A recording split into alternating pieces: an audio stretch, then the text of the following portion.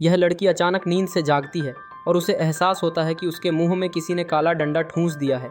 वह उसे निकालने की कोशिश करती है, तभी उसे समझ आ जाता है कि उस पर ताला लगा है। और सबसे बुरी बात यह थी कि ये केवल उसके साथ ही नहीं बल्कि कई और लोगों के मुंह में भी यही चीज़ ठूंसी गई थी। सब लोग मिलकर एक घास के मैदान में पहुंचते हैं। वहां एक लकड़ी का डिब्बा और एक लोहे का औजार रखा होता है। बाकी लोग डरकर पीछे खड़े रहते हैं, लेकिन एक टोपी वाला आदमी हिम्मत दिखाता है और औजार उठाकर डिब्बा तोड़ने लगता है। एक बूढ़ा आदमी उसे रोकने की कोशिश करता है और कहता है कि ये कोई जाल भी हो सकता है, लेकिन टोपी वाला आदमी उसकी बात नहीं मानता। जैसे ही डिब्बा खुलता है, उसमें से कपड़े पहने एक छोटा सा सुअर बाहर भागता है।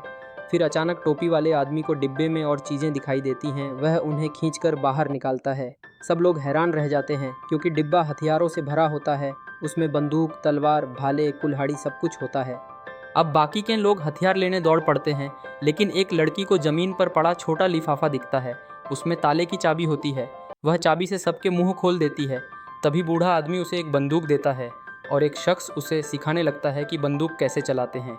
लेकिन अचानक गोलियां चलने लगती हैं। लड़की को सिर में गोली लग जाती है और वह वहीं मर जाती है। आदमी खून से भीग जाता है और डरकर छिप जाता है। एक महिला जान बचाने के लिए जंगल की ओर भागती है, लेकिन जंगल में दुश्मनों द्वारा बनाए जाल में फंस जाती है। वह घायल हो जाती है। उसका शरीर लोहे की नुकीले डंडों में फंस जाता है। आदमी अपनी जान पर खेलकर उसे निकालता है और उठाकर भागता है, लेकिन कुछ ही दूर जाते ही महिला गलती से ज़मीन पर रखे लैंड माइंस पर पैर रख देती है और ज़ोर से धमाका हो जाता है। उसका आधा शरीर उड़ जाता है, लेकिन वह अभी भी जिंदा रहती है। आखिरकार वह खुद को गोली मार लेती है। इस बीच दुश्मनों से लड़ाई जारी रहती है। टोपी वाला आदमी भागते भागते गिर पड़ता है, लेकिन आखिरी दम तक गोली चलाता है। दुश्मन उस पर तीर से हमला करते हैं। बचे हुए लोग एक पेट्रोल पंप पर पहुंचते हैं और मदद मांगने लगते हैं। आदमी दुकान वाले से फ़ोन लेकर पुलिस को कॉल करता है और पुलिस से मदद मांगता है।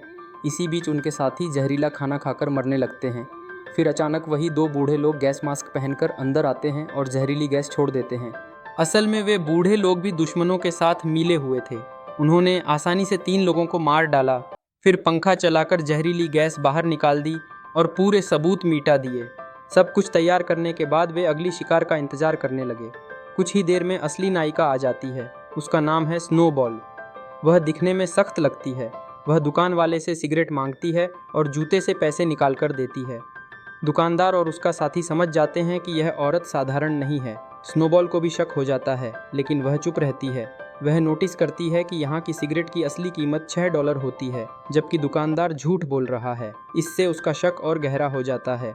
तभी बूढ़ा आदमी हथियार निकालने की कोशिश करता है, लेकिन स्नोबॉल उनकी चाल समझ जाती है और दोनों को मार देती है। फिर वह स्टोर रूम में जाती है और वहाँ से कुछ ज़रूरी सामान लेती है। बाहर निकलते ही उसे एक कार दिखती है। जांच करने पर पता चलता है कि कार का नंबर प्लेट नकली है और उसमें बम भी लगा है। वह कार में लगे रेडियो से शिकारियों की बातचीत सुन लेती है। वह झाड़ियों में छिपकर इंतजार करने लगती है, लेकिन वहाँ इंसान नहीं बल्कि एक ड्रोन आ जाता है। इसी दौरान हॉवर्ड आता है। वह गुस्से में ड्रोन को तोड़ देता है और कार ले जाने की सोचता है। स्नोबॉल उसे बम के बारे में बता देती है और उसकी जान बच जाती है। अब दोनों साथ में भागते हैं। रास्ते में उन्हें रेल की पटरियां दिखती हैं और मौका पाकर वे चलती ट्रेन पर चढ़ जाते हैं, लेकिन ट्रेन में और लोग भी छिपे होते हैं। हॉवर्ड किसी पर भरोसा नहीं करता। वह सामने वाले को धमकाता है कि सच नहीं बताया तो वह उसको गोली मार देगा, लेकिन तभी ट्रेन झटके से रुक जाती है और सबको छिपना पड़ता है। बाहर देखा तो बहुत सारे फौजी खड़े थे। वे समझ गए कि ये असली सेना है, इसलिए हथियार डालकर बाहर आ गए। हॉवर्ड फौजियों से कहता है कि वह अमेरिकी है और एक ट्रेनअप में फंसा गया है, लेकिन उसकी भाषा फौजी नहीं समझते। असल में जो शरणार्थी अंग्रेजी बोलने लगा वही असली शिकारी था। हॉवर्ड गुस्से में उस पर टूट पड़ता है। लड़ाई में उसके बैग से ग्रेनेड गिर जाता है। हॉवर्ड ग्रेनेड उठाकर सीधे उसके पैंट में डाल देता है और भाग जाता है। शिकारी कुछ कर ही नहीं पाता और धमाके से उसके टुकड़े टुकड़े हो जाता है। इसके बाद स्नोबॉल सैनिकों के साथ शरणार्थी कैंप पहुंचती है। भाषा की दिक्कत होने पर वहां एक अमेरिकी को बुलाया जाता है। नकाब उतारते ही सामने वही सफ़ेद बालों वाला बूढ़ा निकलता है। स्नोबॉल और बूढ़ा खाना खाते हैं। तभी एम्बेसी वाले आ जाते हैं और दोनों को कार से ले जाने लगते हैं, लेकिन स्नोबॉल को शक होता है। कार वाला बातें ऐसे कर रहा था जैसे सब शिकार होना किसी वजह से ज़रूरी था। वो उसे धक्का देकर कार से बाहर फेंक देती है और कार तुरंत रिवर्स करती है। फिर कार का टायर उसके सिर पर चढ़ा देती है। उसकी जेब से उसे बंदूक और एक नक्शा मिलता है।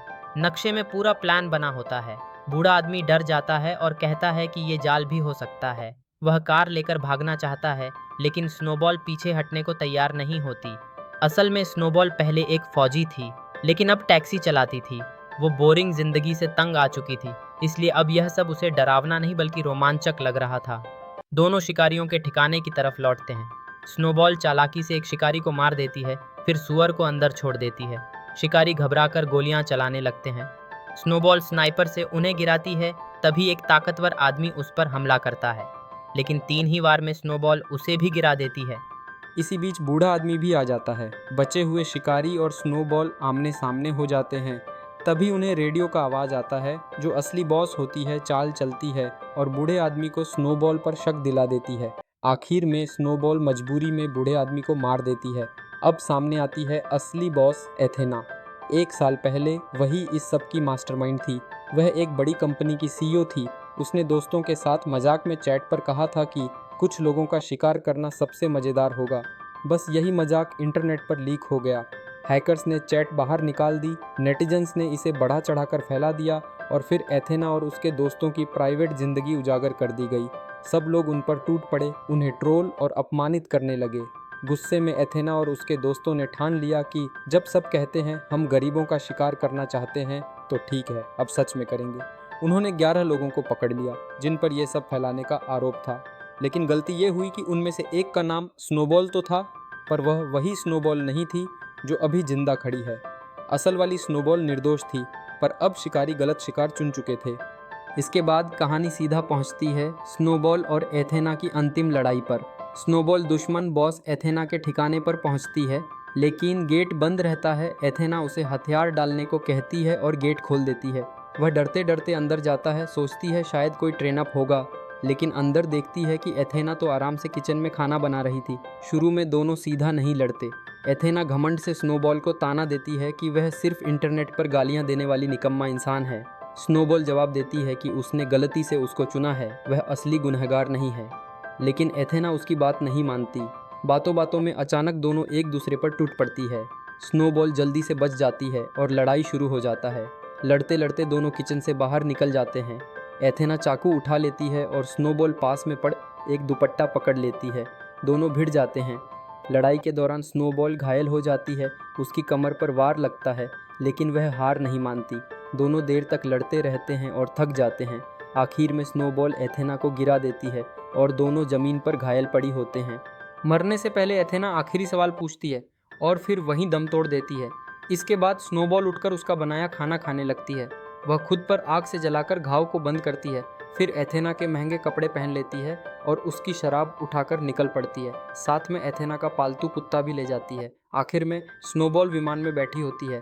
एयर होस्टेस उसे शराब और खाना परोसती है और इसी के साथ यह कहानी यहीं पर ख़त्म हो जाती है।